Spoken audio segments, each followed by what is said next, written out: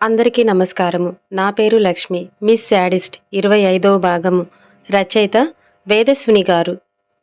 మనస్విని కూడా పార్టీకి red colour long ఫ్రాక్లో చాలా సింపుల్గా, స్టైలిష్గా, ఎలిగెంట్ లుక్తో పార్టీకి అటెండ్ అవుతుంది.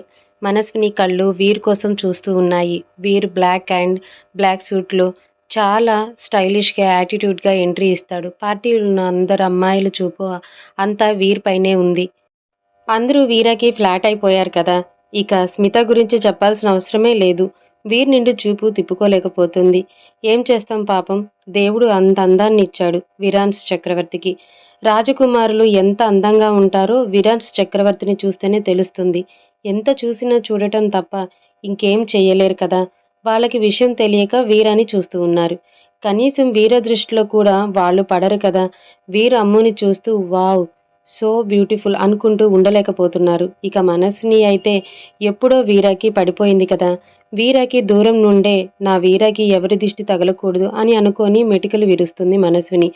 పార్టీలో అందరూ తినేవాళ్ళు తింటున్నారు, తాగేవాళ్ళు తాగుతున్నారు, డాన్స్ చేసేవాళ్ళు చేస్తున్నారు, ఎంజాయ్స్ వాళ్ళు చేస్తున్నారు. మనస్విని మాత్రం సైలెంట్గా ఒక పక్కన కూర్చొని వీరాని ఎలా తన జీవితంలో నుండి పంపించేయాలి అని ఆలోచిస్తూ ఉంటుంది. కానీ వీరు వెళ్ళే రకం కాదు కదా అని మనస్వినికి తెలియలేదు. వీరు మనస్విని కోసం సాఫ్ట్ డ్రింక్ తీసుకొని ఇస్తాడు. మనస్విని డ్రింక్ తీసుకొని, ఇక నేను వెళ్తాను మిస్టర్ వీర్, మిగిలిన పార్టీ మీరు దగ్గరుండి చూసుకోవాలి అని అక్కడ నుండి వెళ్ళిపోతూ ఉంటుంది. అప్పుడే స్మిత వచ్చి వీర్ చేయి పట్టుకొని డ్యాన్స్ ఫ్లోర్ పైకి తీసుకెళ్లి షెల్ వి డాన్స్ అని చాలా ఎగ్జైట్మెంట్తో అడుగుతుంది. వీరాంశు స్మితని బాధ పెట్టడం ఇష్టం లేక తనతో దూరం మెయింటైన్ చేస్తూ డాన్స్ చేస్తూ ఉంటాడు. కానీ స్మిత మాత్రం వీరకి చాలా క్లోజ్గా వస్తూ డాన్స్ చేస్తూ ఉంటుంది. అది చూసి మనస్విని వెళ్ళిపోయేది కాస్త అక్కడే కూర్చొని తన వీరని ఎవరో అమ్మాయి తాకటం ఏంటి, అయినా నా వీరకేమైంది, నాతో కాకుండా ఎవరో అమ్మాయితో డాన్స్ చేస్తున్నాడు, డాన్స్ చేయని చెప్తే సరిపోతుందా అని ఉక్రోషం, ఆవేశం వస్తూ ఉంటాయి. మనస్వినికి వీర్ స్మితతో కలిసి డాన్స్ చేయటం అస్సలు నచ్చటం లేదు. చాలా కోపం, జలసి వస్తూ ఉంటాయి. నా వీర నాకు మాత్రమే సొంతం, ఇంకా ఎవరో తాగటం ఏంటి అని అనుకుంటూ సగటు అమ్మాయిలాగా చాలా ఫీల్ అవుతూ ఉంటుంది. అప్పుడే అదే హోటల్లో ఫ్రెండ్స్తో కలిసి డ్రింక్ చేస్తున్న విజయ్ వర్మ మనస్విని చూస్తాడు. విజయ్ వర్మ వెకిలిగా నవ్వుతూ, ఈరోజు దొరికిందిరా, కరెక్ట్ టైంలో. ఏం దొరికిందిరా, ఆ మిస్ పర్ఫెక్ట్ అయినా దాన్ని పొగరే దానికి అందం. దీన్ని ఏం చేస్తానో చూడు. ఈరోజు ఆ మనసుని పొగరు అణచకపోతే నా పేరు విజయవర్మనే కాదు, ఆ మనస్విని నలుగురికి ముఖం చూపించుకోలేక సూసైడ్ చేసుకుంటుంది. దాని మీద నా కోరిక తీరుతుంది, అలాగే పగ తీరుతుంది అని వెయిటర్ని పిలిచి డబ్బులు ఇచ్చి మనస్విని డ్రింక్స్ స్పైక్ చేయమని చెప్తాడు విజయవర్మ. ఇక్కడ మనస్విని వీరు తనతో కాకుండా ఇంకో అమ్మాయితో ఫ్రీగా ఉండటం చూసి గుండె రగిలిపోతూ అక్కడి నుండి వెళ్ళిపోవాలని అనుకుంటుంది. అప్పుడే వెయిటర్ వచ్చి మేడం జ్యూస్ అని అంటాడు. మనస్విని కోపంలో స్పైక్ చేసిన సాఫ్ట్ డ్రింక్ తీసుకొని తాగుతుంది. 5 నిమిషాల్లో మనస్వినికి మత్తు తన ప్రభావం చూపించటం మొదలు పెడుతుంది. విజయ్ వర్మ తన ఫ్రెండ్ని మనస్విని దగ్గరికి వెళ్ళమని చెప్పి తొందరగా మనస్విని రూమ్లోకి తీసుకొనిరా, రూమ్లో జరిగేది మొత్తం రికార్డ్ చేసి తర్వాత దాన్ని సోషల్ నెట్వర్క్లో పెట్టాలి అని ప్లాన్ చేస్తాడు. మనస్విని మత్తుతో తూలుతూ ఉంటుంది. విజయ్ వర్మ ఫ్రెండ్ మనస్విని దగ్గరికి వచ్చి మనస్విని చెయ్యి పట్టుకొని తీసుకువెళ్ళటానికి ప్రయత్నిస్తాడు. మనస్విని చాలా కోపంగా who are you mister, how dare you touch me అని చెంప పగలగొట్టింది. వాడి కింద పడి తెలివిగా ఎవరైనా చూస్తే వాడి పని అయిపోతుందని భయపడి అక్కడి నుండి జారుకుంటాడు. విజయ్ వర్మ ఫ్రెండ్ ఇక్కడ విజయ్ వర్మ ఏమైందిరా, ఆ మనస్విని తీసుకురమ్మంటే ఒక్కడివే వచ్చావు అని అడిగితే, ఏంట్రా బాబు తీసుకొచ్చేది, నేను ఆమెను ముట్టుకోక ముందే అంత మత్తులో కూడా నా చెంప పగలగొట్టింది, అందుకే ఎవరైనా చూస్తే ప్రాబ్లం అవుతుందని వచ్చేశాను అంటాడు. విజయ్ వర్మ ఫ్రెండ్ విజయ్ వర్మ కోపంగా, నువ్వేంట్రా, ఆఫ్టర్ ఆల్ ఒక అమ్మాయికి భయపడుతున్నావు, నా ప్లాన్ మొత్తం చెడగొట్టావురా, అయినా పర్వాలేదు, ఇంకొంచెం సేపు వెయిట్ చేద్దాం, ఛాన్స్ దొరుకుతుంది కదా అని అంటాడు. మనస్వినికి మత్తు ఎక్కువైపోయింది. డాన్స్ ఫ్లోర్ దగ్గరికి వెళ్ళి వీరతో పాటు డాన్స్ చేస్తున్న స్మితని పక్కకు లాగేసి వీరు చేయి పట్టుకొని shall we dance mister Veer అని అడుగుతుంది. వీర్ చాలా ఆశ్చర్యపోతూ yes madam, I'm also interested dance with you madam అని అంటాడు. స్మిత ఏంటి మేడం ఇలా చేస్తున్నారు అని షాక్లో ఉంటుంది. ఇద్దరూ కలిసి రొమాంటిక్ సాంగ్కి డాన్స్ చేస్తూ ఉంటారు.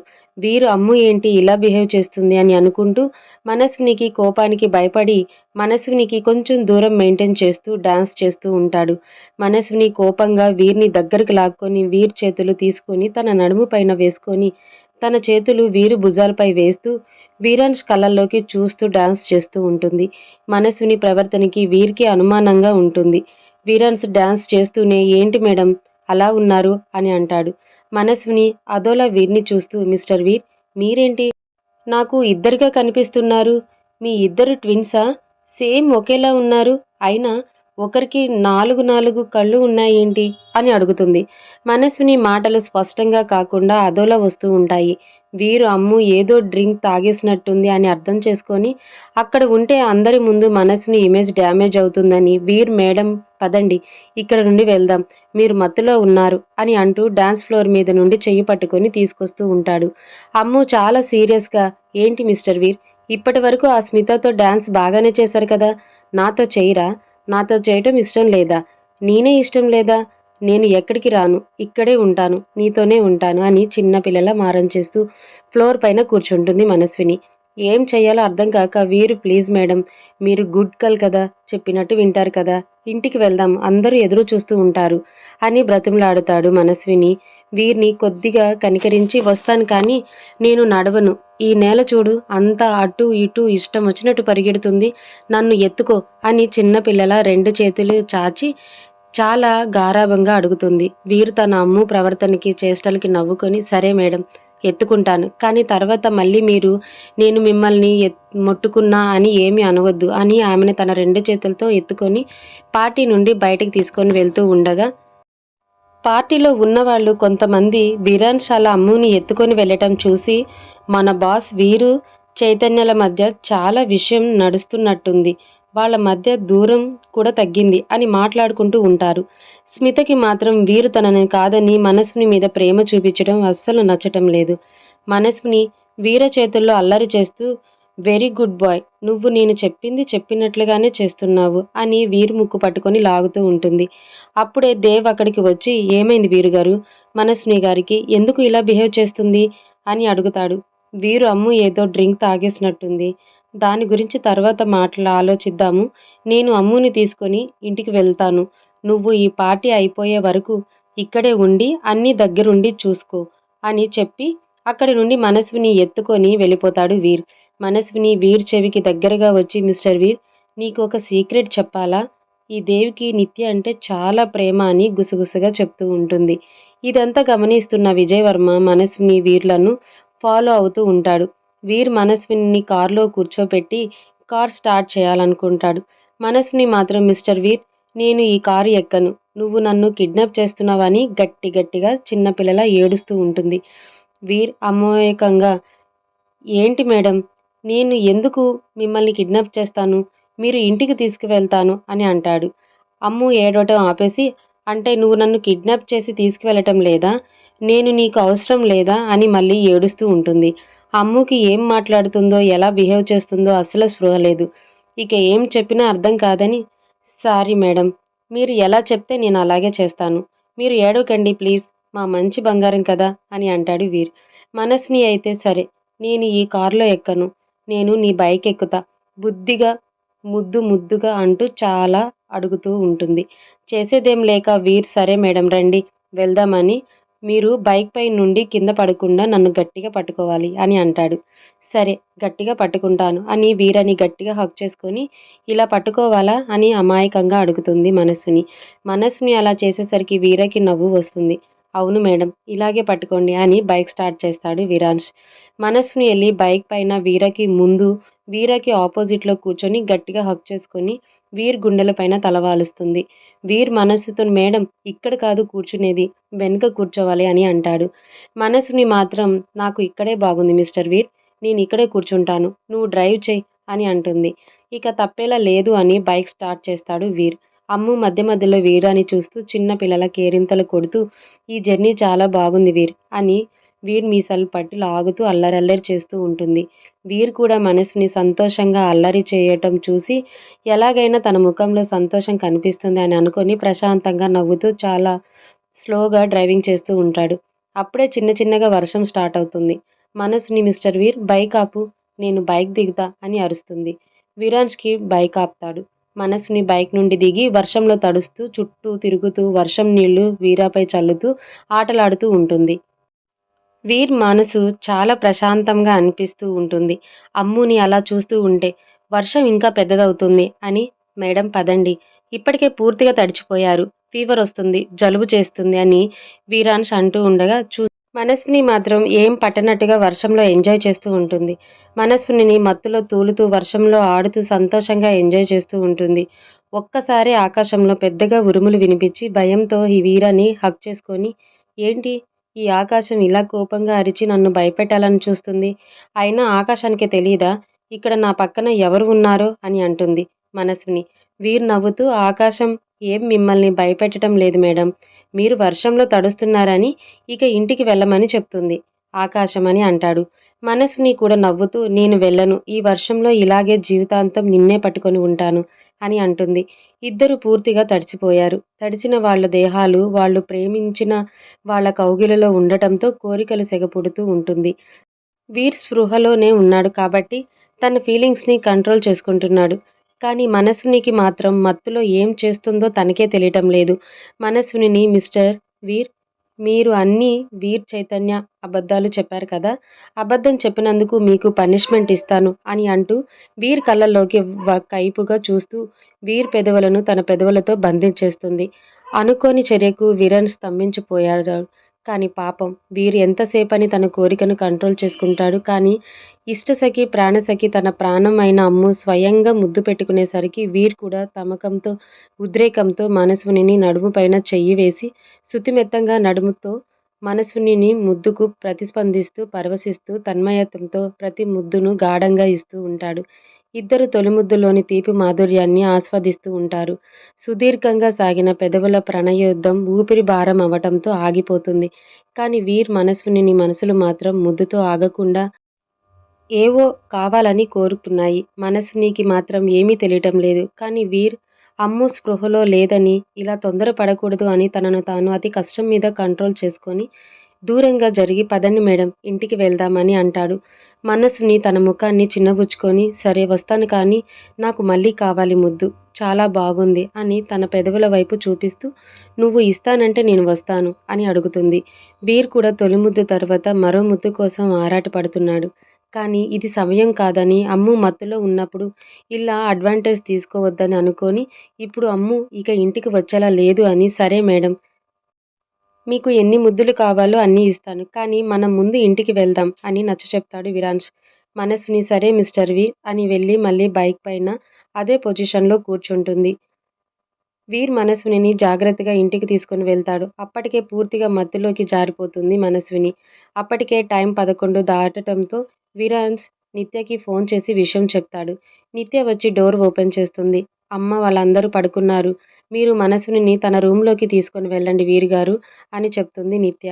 అమ్ముని తన రూమ్‌లోకి తీసుకొని వెళ్ళి బెడ్ పైన పడుకోబెడతాడు వీర్. కానీ నిద్రలో కూడా అమ్ము వీర్ చెయ్యి వదిలిపెట్టకుండా ఎక్కడికి వెళ్ళొద్దు ఇక్కడే ఉండు నాకు భయంగా ఉంది అని అంటుంది. విరాన్స్ నేను ఎక్కడికి వెళ్ళటం లేదు. ఇక్కడే ఉంటాను సరేనా? మీరు ప్రశాంతంగా పడుకోండి అని తన అమ్ము పక్కనే కూర్చుంటాడు. అప్పుడే అక్కడికి నిత్య రావటంతో మనస్వినిని బెడ్ రెస్ట్‌కి ఆనిచ్చి కూర్చోబెడతాడు వీర్. తర్వాత వీర్ నిత్యతో మాట్లాడుతూ నిత్య అమ్ము పూర్తిగా తడిచిపోయింది. తనకి హెల్త్ పాడైపోతుంది. కొంచెం డ్రెస్ చేంజ్ చెయ్యి. నీకు ఏదైనా అవసరం ఉన్నా ఇబ్బందిగా ఉన్నా నన్ను పిలు అని నేను బయటే ఉన్నాను అని బయటకు వెళ్తాడు విరాన్స్ చక్రవర్తి. నిత్య మనస్విని కోసం డ్రెస్ తీసుకొని వచ్చి మనస్విని పక్కన కూర్చొని మనస్విని డ్రెస్ బ్యాగ్ జిప్ తీస్తూ ఉంటుంది. అప్పుడు రూమ్‌లోకి చిన్న బెడ్ లైట్ మాత్రమే ఉంటుంది. నిత్య మను బ్యాగ్ జిప్ తీయగానే మనస్విని పాలరాతి లాంటి శరీరం ఏదో ఉన్నట్లు అక్కడక్కడ మచ్చలు కనపడుతూ ఉన్నట్లుగా కనిపిస్తూ ఉంది నిత్యకి. ఏంటి ఇవి అని వెంటనే నిత్య వెళ్ళి లైట్ ఆన్ చేసి చూస్తూ ఉంటుంది. మనస్విని వీపు పైన అక్కడక్కడ కొన్ని సంవత్సరాల గతం తాలూకు గుర్తులు అయిన కాల్చిన గాయాలు, కత్తిఘాట్లు గుర్తులు, పంటిఘాట్లు, స్టిచెస్ మార్క్స్ మనస్విని శరీరంపై కనిపిస్తూ ఉంటాయి. నిత్య షాక్ అయ్యి మనస్విని డ్రెస్ మొత్తం విప్పేస్తుంది. గుండెలపై, పొట్టపై, వీపు పైన, తొడలు పైన ఆఖరికి మనస్విని ప్రైవేట్ పార్ట్స్ పైన కూడా ఇలాంటి కాల్చిన గాయాలు, కత్తిఘాట్లు, పంటిఘాట్లు వల్ల కలిగిన గతం తాలూకు గుర్తులు మనస్విని పాలరాతి చర్మంపై చాలా స్పష్టంగా కనిపిస్తూ ఉంటాయి నిత్యకి. అవి చూడగానే నిత్య కళ్ళ నుండి కన్నీళ్లు వర్షం కురుస్తూ ఉంటుంది. ఆ క్షణం నిత్యకి అర్థమైపోతుంది. మనస్వినిపై చిన్నప్పుడే అతి క్రూరంగా, దారుణంగా లైంగిక దాడి జరిగింది అని. అందుకే తనకి మగవాళ్ళంటే అసహ్యం అని, తను సైకలాజికల్‌గా డిప్రెషన్‌లోకి వెళ్ళింది అని. అంతకుముందు నిత్య మనస్విని డ్రెస్ మార్చడానికి చూస్తే, మనస్విని కోపంగా, కంగారుగా ఏం వద్దు అని కోపంగా నిత్యని తోసివేయటం గుర్తుకు వచ్చి నిత్య మనసు చలించిపోతుంది. ఒకసారి బరస్ట్ అవుతుంది. నిత్య చాలా బాధపడుతూ అంటే మను తనకి ఇలా జరిగిందని ఎవరికీ తెలియకూడదని అనుకోని అలా బిహేవ్ చేసింది అని ఆలోచించగానే నిత్య మనసు తరుక్కుపోయింది. నిత్య మను అని అంటూ గట్టిగా ఏడుస్తూ మనసునికి బెడ్‌షీట్ కప్పి బిడ్డని హత్తుకున్నట్లు తన గుండెలకు గట్టిగా హత్తుకొని కంటికి మింటికి ధారగా ఏడుస్తూనే ఉంటుంది. నిత్య అలా ఏడుస్తున్న సౌండ్ విని "ఏమైంది నిత్య?" అనుకుంటూ కంగారుగా లోపలికి పరిగెత్తుకుంటూ వస్తాడు వీర్. నిత్య మనస్వినిని పట్టుకొని ఏడవటం చూసిన వీరకి ఫస్ట్ టైం భయమంటే ఏంటో తెలుస్తుంది. అసలు ఏం జరిగిందో ఏంటో అని అడగటానికి కూడా ధైర్యం చేయలేకపోతున్నాడు వీర్. తన మనసు కీడు శంకిస్తుంది. ఎలాంటి వార్త అమ్ము గురించి వినాల్సి వస్తుందోనని. వీరు తన మనసుకి ధైర్యం చెప్పుకొని నిత్య ఏమైంది? ఎందుకు ఏడుస్తున్నావని అడుగుతూ ఉంటాడు. నిత్య ఏడుస్తూ మనసునికి పడుకోబెట్టి వీర్ దగ్గరికి వెళ్ళి వీర్‌ని గట్టిగా హగ్ చేసుకొని చాలా ఎమోషనల్ అవుతూ ఏడుస్తూనే ఉంటుంది. నిత్య కన్నీటి సెగ వీర్ గుండెకు తెలుస్తూనే ఉంటుంది. వీర్‌కి ఇంకా భయం పెరిగిపోతూ ఉంటుంది. తన అమ్ముకి ఏమైందో అని, ఎందుకు నిత్య ఇంతలా ఏడుస్తుంది? ఎందుకు ఇంత ఎమోషనల్ అవుతుంది అని. కొంచెం సేపు నిత్యని ఏడవనిచ్చిన తర్వాత వీర్ ప్లీజ్ నిత్య కంట్రోల్ యువర్ సెల్ఫ్. నువ్వు ఇలా ఇంతలా ఏడవటం కరెక్ట్ కాదు. నీ బేబీకి ప్రాబ్లమ్ అవుతుంది. నువ్వు చెప్తేనే కదా నాకు కూడా విషయం తెలిసేది. నాకు చాలా భయంగా ఉంది నిత్య అని చాలా కూల్‌గా అడుగుతాడు విరాన్స్. వీళ్ళ మాటలకు మనసుని మత్తులో డిస్టర్బ్ అవుతూ అటూ ఇటూ కదులుతూ ఉంటుంది. వీర్ నిత్యతో పద బయటకి వెళ్ళి మాట్లాడుకుందామని నిత్య బయటకి తీసుకొని వెళ్తాడు.